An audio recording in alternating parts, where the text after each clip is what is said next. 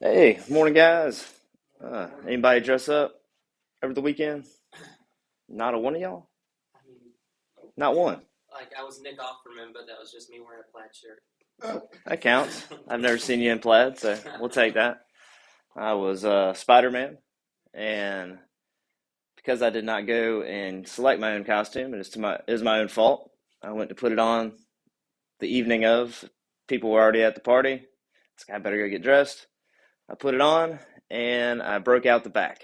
And I'm not a very tall guy, so I mean it said 5'4" to 5'10", large, and apparently it was not for a 200-pound person that's 5'6". So it was quite funny, but I still wore it. My son was Spider-Man; he looked cool.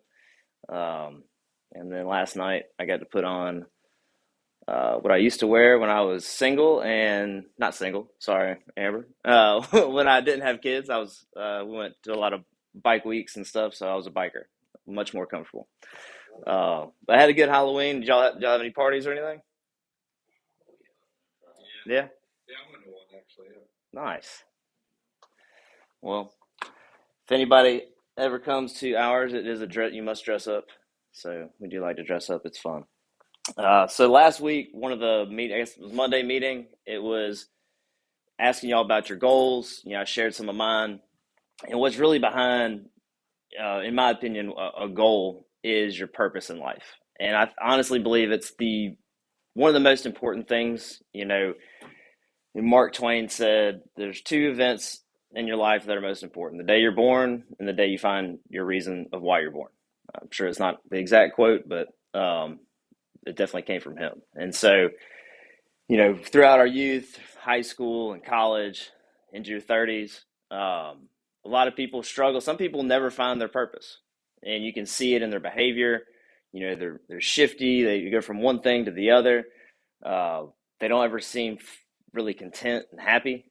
Um, and you can get consumed with yourself if you don't find a purpose too.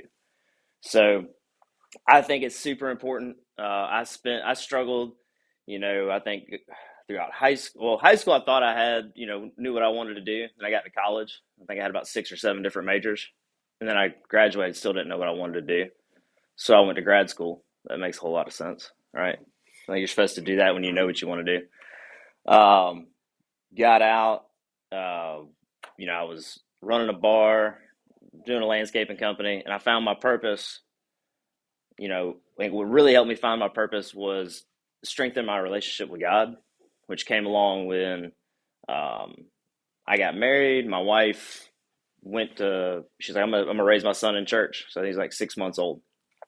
And I was not anti-church. I just had some bad experiences. And I was like, I really don't like the whole organization. I was like, I believe, I've got faith. I'm not into church. And she was struggling one morning getting our son Caden ready, and something just pulled at me, and I was like, I've I've got to go. And so I went to church, and I've been going to that church ever since. It's been, I guess, about 4 years now, 3 years. Here's three, but it helped me strengthen my purpose. And one of the things I think people kind of get confused, the two different words, is passion and purpose. So I think we're all, I don't know nowadays, but I know when we were growing up, people were like, hey man, find your passion. You'll never work a day in your life, or, something like that. Right? Always follow your passion. Well, I don't know where that origin came from. I have no clue where, people, giving life advice of following your passion, where that came from. Because that's, in my opinion, that's not going to be fulfilling. It's not going to be long term, because passion in general can be fleeting. It's an emotion. It's a very strong emotion. But if y'all ever experienced first love or first lust, super strong. The person's on top of a mountain, can do nothing wrong. You'll do anything for them, and then they change their mind on who they love or whatever, and now your world's crap, and you don't feel good at all. So you don't really want to put all your eggs in a passion basket, because it can be taken away just like that. But if you find your purpose, it should guide you throughout your entire life. Like I was telling you, pick a why that's strong enough, that's bigger than yourself, that when things happen when you're going through a terrible situation, when you feel like there's no way out, there's that last little bit of hope, and that should be your purpose. So I just want to share a little something. It's a cool little thing. It's a word called ikigai. It's a Japanese word. I think it embodies the definition of purpose better than the American definition, and it's your reason for being. Real simple, kind of elegant. It's your entire reason to be on this earth. And so everybody here has one. God has given every single one of y'all a purpose. And I think that once you find it, and some of y'all probably have already found it, and you wake up and you act differently than you did when you didn't have a purpose. So purpose, the reason why something is done, that's just the Webster definition. But like somebody's purpose, human being's purpose, will guide your life decisions. You've always got those little moments where you can either decide to be selfish for a short-term gain, or look at your purpose and say, that's not really what I want to do, and kind of push that short-term feel good out of the way for your higher purpose. It influences your behavior on a day-to-day, and it's personally meaningful, comes from within, and like engages something that motivates you from within, self-motivating. Like nobody can put a purpose on you, because like you grow up and your mom or dad meaning well, it can be like, you're destined to be a doctor, or you're going to be a lawyer, or you're going to be this and that. But if it's not on the inside, you're going to hate that thing. You may not even be able to get through the schooling, not because you're not smart enough, just because you just don't want it. And it goes beyond yourself. So like a mother and a father's purpose, somebody that has kids is, it can be different flavors for everybody, but the general premise would be to build a life, be an example to those children, and give them something that was better than what they had. That's a typical good mother and father type of purpose. Like I want what's better for this kid. I want to be able to show them as well, like through me, what is good. And that's a huge purpose. That's something way bigger than yourself. It's hard to do, because you got a whole bunch of things in your head, like I want to do this, I want to do that. But if you've got someone else that you're looking out for, that's your purpose, you change your behavior. So there was, as far as like going to work, I'm sure you've all worked with somebody that's pretty negative and kind of miserable to be around in the truck, kind of drains your energy. Well, there's this, it's just gonna be like a little parable, so bear with me here. So there's three guys, and they're all doing the same job, and somebody came across and was asking the question, probably bothering the guys. You're out there laying brick, you're not really don't want to answer any questions anyways. And so the first guy, was asked, hey, what's your reason for doing this? And kind of like gruffly was like, I'm laying these dirty damn bricks so I can get paid at the end of the day. Kind of brushed it off. Like, man, why are you even talking to me?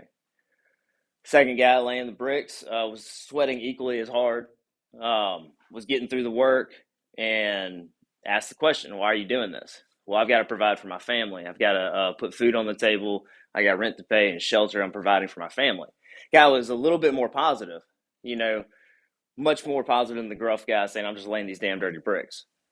Still not like super excited, but he had a higher purpose. Third guy asked, so why are you doing this? And he said, well, I'm laying brick by brick to build the house of the Lord.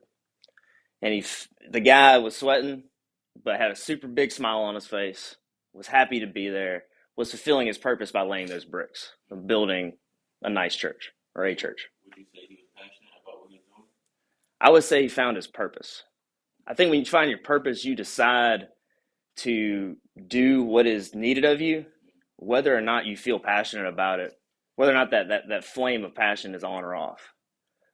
I think you can find your I think you can find your passion in work, but I think it's rare. I think you can decide to be passionate about life, but I think it's super rare. For instance, like somebody that absolutely loves art, whether it be sculpting or painting or some other kind of a form of art, and also meets their own needs financially, and still loves it every single day, that's like, Michelangelo. That's Picasso. That's somebody that is like just absolutely God gifted. Like that's what they are gonna do. So would you say that's their purpose? Yeah, I'd say their purpose and their passion aligned at that point. I thought I was gonna do that. Yeah, I think it happens. I would say if your passion, if it's your desire to do it, then something aligns you to be desired about it.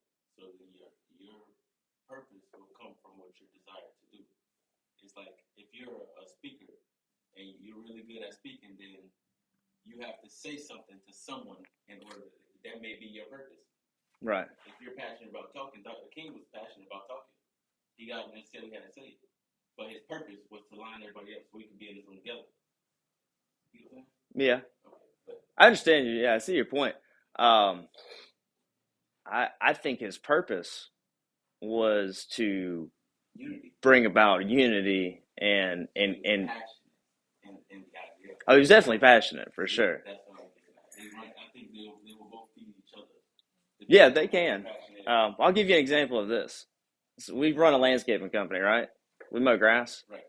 We treat lawns. Right. I have absolutely goose egg passion about that. I don't care about a damn blade of grass anymore. Right. I don't like it. But let me ask you this. When I show up and I talk and I'm hearing you speak with me, do you feel passion? Yeah, It ain't about this, though. It ain't about what we do. It's about why we do it. So that's the other side of that coin. Because I can get passionate about my wife's bake shop, and I don't care about that either. About baking. I care about her, and I care about her dream. But I couldn't put a recipe together. Heck no. But so I wanted to just challenge y'all to think about these two things, and I've already forgotten the name of the book, but it's on our Audible. I just found it again this morning. My memory probably isn't the greatest, so I read things several times, but I'll share it. The Art of People. No, it was an old one that I'd read. It's basically finding your purpose. But I'll share it with y'all. I'm sure I'll share it with folks on YouTube as well. And so I'll share it with y'all. It's super short. I think it's like 4 hours. You're like, man, it's 4 hours, but trust me, you'll find 4 dead hours in your day. You'll be like, man, what the heck was I even doing with this 4 hours? And it's so super easy to do, man.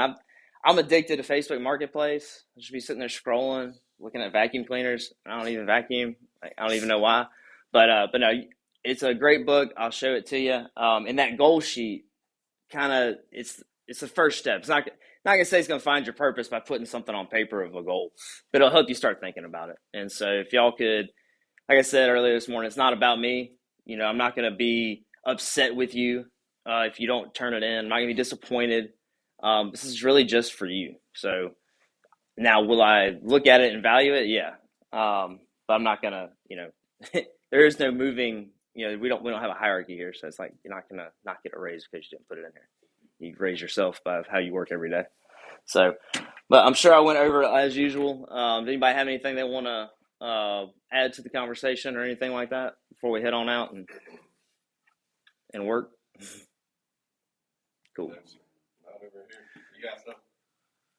Are we supposed to, so like, whenever you pull up to your yard and you just see like the green sprouts. You can leave it. Areas, you know how like, so does that mean like the other parts of the grass isn't growing? Are you talking about the grass? You see some of it still green, Yeah. and some of it's not. Isn't green.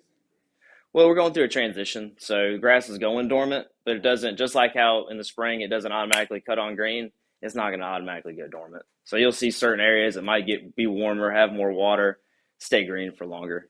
Yeah. So are we like kind of focusing on like cutting it down then if it's like bigger grass or? So we're still mowing. Like you'll see a mowing service. So of course, mow the grass. But that will be done at the end of November. We won't be mowing anymore. He's saying that we need to take them off idle. No. Mm-mm. Because I thought the last meeting we said something about like some yards you could just spot weed, and like that's what I was wondering about.